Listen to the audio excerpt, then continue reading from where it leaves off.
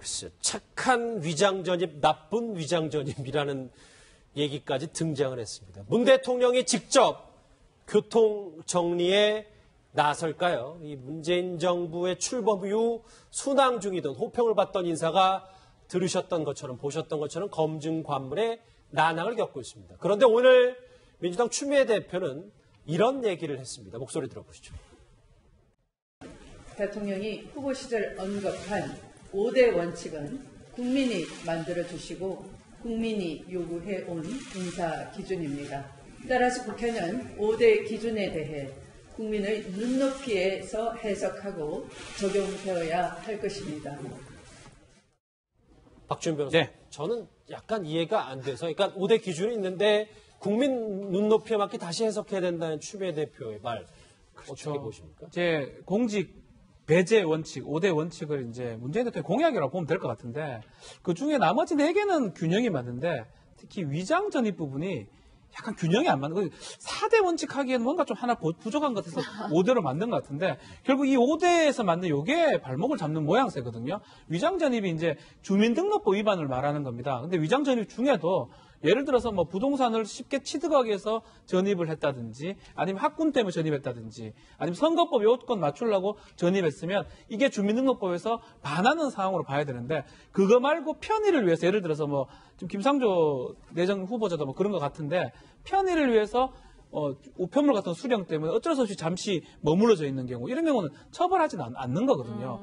그런 경우로 아마 착한, 나쁜, 뭐 위장 뭐 이렇게 얘기하는 것 같은데, 어쨌든 간에 대통령이 공약으로서 5개를 3번 이상 이거에 대해서 기준을 이제 조금 바꾸자라는, 4개는 충분히 맞는데 5번째 국민 눈높이를 위장 전입 관련돼서는 국민 눈높이에 좀 맞죠. 안 그러면 위장 전입한 사람 공직에 못 들어간다면 정말 많은 수가 못 들어가거든요. 정말 진짜 많거든요. 그렇기 때문에 그걸 한번 다시 보자는 취지인데, 사실 처음부터 공약을 좀 꼼꼼히 했었으면 하는 그런 아쉬움이 있습니다. 예, 허 교수님 그래서 결국 청와대에서는 뭐 이 원칙에 대해 일부 수정을 하겠다라고 밝혔어요. 네네. 어쩔 수 없는 결정이었다. 저희가 이렇게 보면 될까요? 그렇습니다. 만약에 이걸 수정하지 않으면은 지금 공직에 들어갈 유망한 사람들, 특히 50대 중반 이상, 그러니까 사회생활을 80년 초에 뭐 이렇게 초중반에 시작했던 사람들은 대부분이 이 위장 전입에 걸린다는 게 인사를 담당했던 사람들의 이야기입니다. 그러니까 지금 공직에 뭐 예를 들어서 아주 유능한 인사 10,000명 정도의 풀을 하면 한 80%가 이 위장 전입에 서울서 특기 생활 시작한 사람들 걸릴 것이다. 이럴 정도의 통계를 갖고 있다는 이야기까지 제가 들었거든요.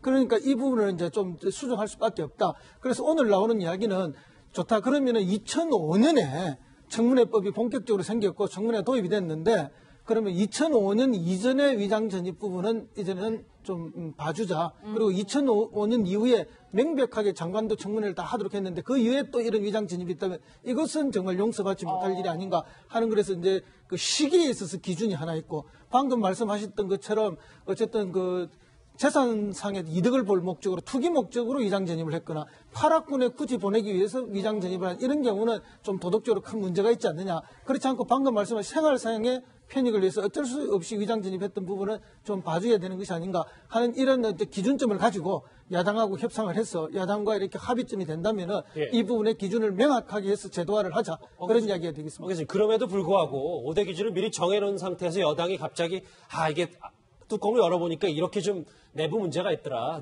국민 눈높이 맞춰서 좀 낮추자. 이건 조금 그래도 문제가 있는 건 아닌가요? 그렇죠. 그래서 이제 이런 걸 자성자박이라 하지 않습니까? 워낙 높은 수준의 도덕적 그 기준을 올려버리면은 나중에 현실 속에 가면 그게 다 맞추기 어렵지 않습니까? 그래서 어쨌든 이게 이상과 현실 속에서 나타나는 차이다. 그렇지만 어쨌든 대통령께서 지난 선거 과정에 공약으로 이야기했기 때문에 청와대가 이게 대해서 다시 한번 명쾌한 설명과 해명 또는 양해를 요청하는 그런 절차는 있어야 될 거라 봅니다. 그게 어떤 형식으로든 오늘 뭐 조금 후에 있는 수보회의에서 말씀을 하시든 아니면 또 다른 형식으로 하든지 그런 설명은 한번 필요할 것이라고 봅니다. 그래서 저희가 야당에게 한번 이 의견을 물어보려고 전화 연결을 좀 해봤습니다. 오늘 4당 원내대표 회동에 참석한 민주당 강훈식 원내대변인 직접 만나보겠습니다. 의원님 안녕하십니까? 네, 안녕하십니까. 강훈식입니다. 여야 원내대표 만났는데 입장 차만 확인하고 잘 얘기가 안 된 겁니까?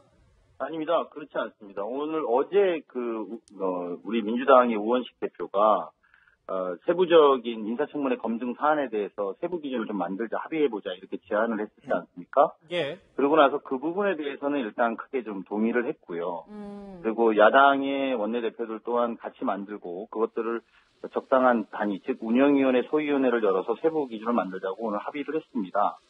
그렇기 때문에 입장차는 과거에 확인된 것과 미루어 보면 조금 더 앞으로 진전돼 있는 것은 분명히 좀 존재한다 이런 측면이 하나 있고요. 예. 두 번째는 오늘 어쨌든 전병헌 수석이 와서 현재 상황과 또 이런 것에 대해서 사과를 좀 명확하게 좀 하고 앞으로 이런 기준으로 하겠다라는 것을 충분히 설명했고 또 그 각 원내대표들은 의총을 열어서 당의 입장을 좀 정하기로 그렇게 하셨습니다. 예, 그런데 제가 뭐 누리꾼들 반응도 좀 살펴봤고요. 또 일각에서는 나쁜 위장전입, 착한 위장전입이 어딨냐, 다 똑같은 위장전입이지, 막 이런 지적들도 있어요.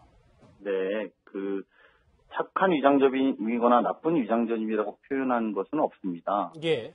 그리고 그렇게 말씀하신 청와대 관계자나 뭐 이런 또는 여당에서 그렇게 말씀하시는 분들은 없는 것 같고요. 다만 위장전입이 엄밀하게 내부적으로 보면 주민등록법 위반에 대한 이야기 아니겠습니까? 예. 과거에 우리가 위장전입에 대한 어떤 편견들은 투기성으로 또는 자신의 재산 증식을 목적으로 했던 위장전입들이 국민들의 강민한 인식인데 예. 반면에 우편물을 수령하기 위해서 또는 뭐 실거주자와 아까도 채널분들 말씀하시는데 실제로 50대 이상 이런 분들이 굉장히 많다. 이런 말씀도 있었습니다만 그런 부분에 대해서 좀 더 엄격한 세부 기준을 좀 만들자는 것이지 저희가 도덕적 검증의 수준을 낮추자거나 또는 뭐 그러는 것은 전혀 아닙니다. 이 후보자들의 지금 논란이 조금 많은데 그 과거에 박근혜 대통령이 직접 사과해야 한다고 당시 야당이었던 지금 민주당이 그랬었거든요. 그러면 이번에도 문 대통령이 직접 입장을 밝히는 게 대변인 맞는 건 아닌가요? 네, 뭐 말씀 충분히 이해하고 저희도 이 부분에 대해서 위장전입 논란이 있는 것 자체가 유감이라는 말씀은 임종석 비서실장이나 저희 당도 그렇게 생각합니다. 다만 이 부분에 있어서 대통령이 직접 입장을 밝혀야 되냐는 부분에 이제 쟁점들이 좀 있어 보이는데요. 예. 임종석 비서실장의 사과와 또 고백은 대통령의 의중이 반영되지 않고는 불가능한 이야기입니다. 조금 더 나아가서 이야기하면 지금 사실 대통령이 취임하신 지 20여일밖에 안 되지 않습니까? 예. 근데 그렇게 보면 과거에 뭐 후보 시절이야 이런 사과를 충분히 할 수 있습니다만 이제 대한민국 대통령으로서 뭐 중국이나 일본이나 해외에서도 보고 있을 텐데요. 이런 부분에 대해서 좀 더 신중한 요구를 하는 것이 야당으로서 좀 적합하다는 말씀 올리겠습니다. 그렇군요. 20분, 2시 20분에 또 급하게 정론관에서 브리핑 하신다면서요? 네. 알겠습니다. 시간 쪼개서 연결해 주셔서 감사합니다. 네, 고맙습니다. 민주당 원내대변인 강훈식 대변인이었습니다. 고맙습니다. 얘기를 쭉 들어봤는데 원래 강훈식 대변인의 말을 들어보니까 일단 여당의 입장은 알았고요. 그런데 과거에 위장전입과 관련해서 당시 이해찬 의원이 이런 얘기를 한 적이 있습니다. 좀 집중해서 들어볼 필요가 있는데 목소리 들어보시죠. 청와대가 이런 자세를 갖는다고 하면은 앞으로도 계속 기준이 위장전입 정도는 문제를 안 삼겠다. 그렇게 되는 거 아닙니까? 이미 국무총리 후보자들이나 장관 후보자들이 역대 정부에서 위장전입으로 많이 물러났는데 이렇게 된 사람을 다 그냥 동의해줘 버리면 앞으로는 이제 이런 게 아무 문제가 되질 않는 거예요, 이제는. 이현정 의원님, 저 말이 그대로 부메랑이 돼서 왔네요. 아마 이런 날이 올 줄 알았다면 뭐 이런 이야기를 안 하셨겠죠. 근데 항상 이 역지사지입니다, 사실은. 예. 우리가 이제 정권 바뀔 때마다 항상 하는 이야기지만 항상 정권을 잡을 때를 생각하고 뭔가를 해라라는 이야기를 하지 않습니까? 지금 이제 이런 인사기준뿐만 아니라 지금 뭐 국회 선진화법이라든지 각종 법안 같은 게 보면 하여튼 어떤 때를 보면 정말 죽어도 여당이 안 될 그런 야당 같은 이제 행태들을 보이거든요. 근데 정작 저렇게 지금 해놓으니까 저게 다 지금 화살이 돼 돌아오는 겁니다. 지금 그동안 그렇게 많이 쏟아냈던 이야기들, 그동안 많이 또 야당 시절하면서 또 여당 후보들 향해서 질타했던 이야기들이 그대로 돌아오는 것이거든요. 또 그걸 당한 지금 야당 같은 경우는 가만히 있지 않죠. 옛날에 우리한테 그렇게 했는데 왜 우리가 수용해도 우리는 봐줘야 되냐. 이런 식의 이야기가 될 수밖에 없거든요. 그러니까 그런 면에서 본다면 이 그냥 악순환을 어떻게 끊을 것인가. 저는 그게 문제인 것 같아요. 왜냐하면 언젠가는 끊어야 됩니다. 이거는 왜냐하면 또 이렇게 되다 보면 나중에 또 어떤 여야가 바뀌면 또 똑같은 문제를 놓고 공방이 이제 벌일 수밖에 없는 문제거든요. 그래서 저는 아마 이번에 그래서 이제 야당이 문재인 대통령한테 이제 좀 사죄를 하라는 이야기도 그런 측면이 있는 것 같아요. 왜냐, 문 대통령이 스스로가 이제 약속을 했지 않습니까? 이 5개에 대해서는 절대 내가 임명하지 않겠다는 약속을 했잖아요. 그러면 문 대통령이 이런 부분에 대해서 좀 더 진솔하게 사과를 하고, 그럼 야당도 이제는 좀 이런 문제에 대해 좀 이자 정말 정부 구성이 급하니까 빨리 하자 하고, 그러면서 여야가 뭔가 기준을 마련하는 거죠. 예를 들어서 아까 같이 전병헌 지금 정무석 같이 그러면 워낙 이 위장 전입이 많으니까 그러면 2005년도 인사청문회 도입 전에는 좀 일단 이건 엑스큐즈 하고 그 이후의 것만 좀 우리가 문제 삼자라든지 내부적으로 좀 규정을 정해야 되는데 좀 더 진솔하고 솔직하게 그렇죠. 좀 얘기를 해야 되는데 그러기 위해서는 저는 일단 1차적으로 민주당과 청와대에 굉장히 큰 사죄와 또 저는 양보가 있어야 된다 봐요. 왜냐하면 이건 일단 지금 이쪽이 주체지 않습니까? 그러니까 대충 이걸 뭐 그냥 넘어가려고 한다면 야당 입장에서 보면 그냥 쉽게 넘어갈 수가 없어요. 왜냐하면 당한 게 있거든요. 본인들이 당한 게 있기 때문에 쉽게 넘어가지가 않죠, 사실은. 아니, 당한 걸 떠나서 지금 뭐 야당이 지금 반전을 기할 아무런 기회가 없지 않습니까? 유일하게 인사청문을 통해서 여당을 공격하고 반전을 잡을 수 있는 기회인데 예. 이걸 뭐 야당이 그냥 쉽게 동의하고 넘어오기는 어렵죠. 야당 입장에서는 또 당내를 추스릴 수 있는 큰 소재도 정치 공세의 기회란 그렇습니다. 그렇기 때문에 야당 입장에서 작은 것도 키울 수밖에 없는 그런 상황이다. 그러나 과거 10년 총리 청문회는 과거부터 있었기 때문에 그것까지 다 합쳐보면 같은 10년을 서로 공격을 주고받았기 때문에 이제는 제도화를 통해서 조금 이 청문회 제도 자체를 한 단계 더 수준을 높일 필요는 있다고 봅니다. 이해찬 의원이 위장 전입을 비판했던 게 다시 부메랑으로 돌아왔다면 또 하나 부메랑으로 돌아온 말이 있습니다. 박근혜 정부 때 대통령의 사과를 직접 해야 된다라는 요구였는데 그 목소리 한번 같이 들어보실까요? 새 정부 인사와 관련하여 국민 여러분께 심려를 끼친 점에 대해서 인사위원장으로서 매우 송구스럽게 생각합니다. 앞으로 인사검증 체계를 강화하여서 만전을 기하도록 하겠습니다. 인사 실패는 국력의 손실입니다. 박근혜 대통령은 인사 실패와 국정 혼란에 대해 진솔한 마음으로 국민께 용서를 구하는 것이 옳습니다. 예, 뭐 실제로 문재인 대통령이 직접 사과를 해야 한다. 이것도 굉장히 좀 뜨거운 쟁점이 되고 있는데 앞서 강훈식 원내대변인도 뭐 외국에서 보는 눈도 있고 좀 직접 사과는 어렵다 이런 취지의 말씀을 하셨어요. 저희가 어떻게 생각을 하는 게 올바른 걸까요? 두 가지를 말씀을 드릴게요. 하나는 역대 정부가 며칠 만에 사과했느냐 인사와 관련해서 오늘 다 보도가 나왔습니다. 박근혜 정부가 33일 이명박 정부 제일 그래도 많이 버텼어요. 1년 뭐 넘어 그 다음에 이제 인사였고 첫 사과인데 대개 다 인사와 관련했어요. 인사와 관련한 사과입니다. 그 다음에 DJ 죄송합니다. 저 이제 헷갈렸어요. 김대중 대통령이 1년 4개월 만이고 이명박 대통령이 되게 빨랐어요. 14일인가 됐고 자 그런 어떤 상황에서 문재인 대통령만 뭐 이렇게 그 16일 뭐 물론 좀 전에 그 임종석 비서실장이 사과를 한 것까지 포함하면 16일 만이다 이런 얘기도 있는데 두 번째, 제가 한 예를 하나 드릴게요. 자, 이번에는 그래도 이낙연 후보는 굉장히 그러니까 야당에서도 처음에 굉장히 호평을 하지 않았습니까?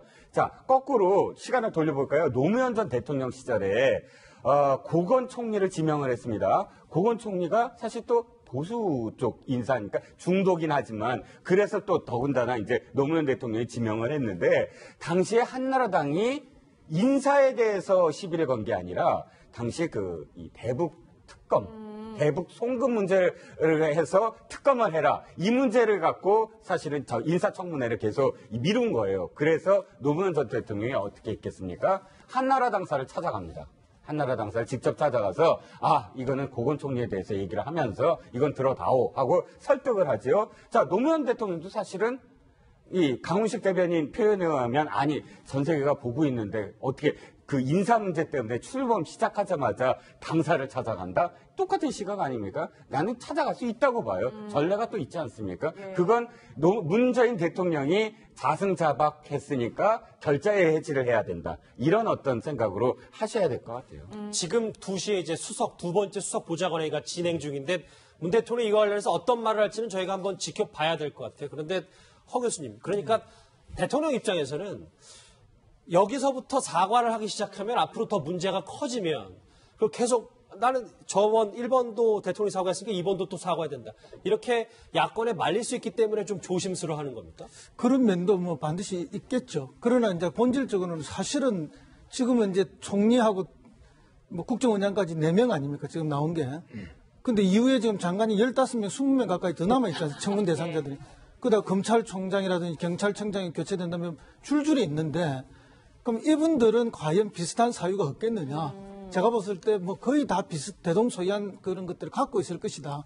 그렇게 본다면 오늘 그러면 사과를 하게 되면은 그럼 앞으로는 이런 일이 없도록 하겠다라고 말씀하셔야 되는 거 아닙니까? 사과 이후에. 그렇죠. 그러면 없도록 하겠다라고 말을 해야 되는데 앞으로 생길 거 아닙니까? 그러니까 정말 지금 사과하기도 난처한 거예요. 왜냐하면은 지금 이 시대에 지금 장관급에 올라 있는 이 50대 중후반, 60대의 분들은 사실은 70년대, 80년대 사회생활을 시작한 사람들인데 그것도 엘리트 코스들 아닙니까? 그때 한국의 정치 상황, 행정 상황이라는 게 거의 뭐 4급수, 5급수 수준 아닙니까? 그럼 자기 개인 관리를 아무리 잘했다 해도 1급수들은 별로 없다는 거죠. 다 2급수나 뭐 이렇게 약간씩은 오염이 되어 있는 상황이라는 거죠. 그게 뭐 자이든 타이든 간에. 그런 상황에서 지뢰밭과 같은 인사가 될 수밖에 없다. 그런 면에서 대통령이 당장 사과하기가 매우 난감하다. 예, 그래서 차라리 사과를 하시려면은 이 부분까지는 전체적으로 좀 봐달라는 말씀을 하면서 국민 눈높이에 다 맞출 수 없는 이 냉혹한 현실에 대해서 좀 양해를 구하는 수밖에 없지 않느냐 그렇게 보입니다. 그렇지 않고서는 지금 방법이 없는 상황입니다. 그래도 뭐 여론은 문 대통령 인사는 그래도 좀 달았을 것이다라는 기대가 있어서 그런 것 같아요. 아무리 다르게 하고 싶죠. 그래서 뭐 사실은 뭐 다시 한번 말씀드리면은 정말 어떤 화제가 있고 그동안 국민들한테 큰 관심과 사랑을 받던 이 사람이면 적격자다.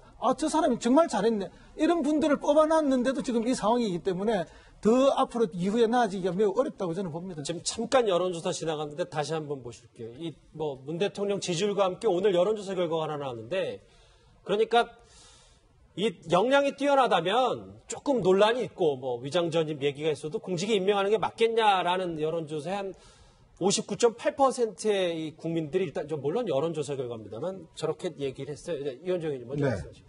그러니까 저는 뭐 그렇게 봅니다. 우리 국민들이 물론 뭐 이제 정말 훌륭하고 또 결백하고 또 도덕성이 높고 이런 분들이 사실 뭐 장관을 하고 하면 좋죠. 그렇지만 아까도 말씀하셨지만 우리 현실이라는 게 또 이 산업화 과정을 급속히 걷다 보고 또 이런 민주화 과정을 걷다 보니까 여러 가지도 흠결이 있을 수밖에 없는 상황입니다. 근데 이제 우리가 그동안 걸러낸 것을 보면 정말 의도적인 아주 참 정말 부동산 투기를 해서 다른 사람의 눈물을 뺀다든지 어떤 이런 어떤 나쁜 것 말고는 예를 들어서 조금의 어떤 좀 이 어떤 여지를 두자는 거죠.